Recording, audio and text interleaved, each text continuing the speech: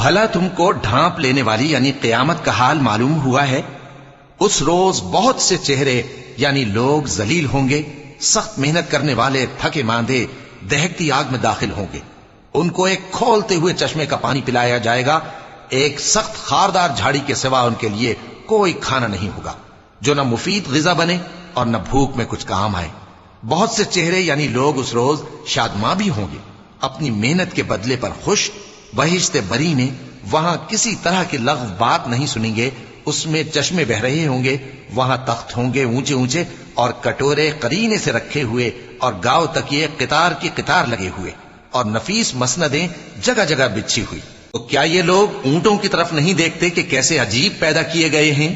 اور آسمان کی طرف کہ کیسا بلند کیا گیا ہے،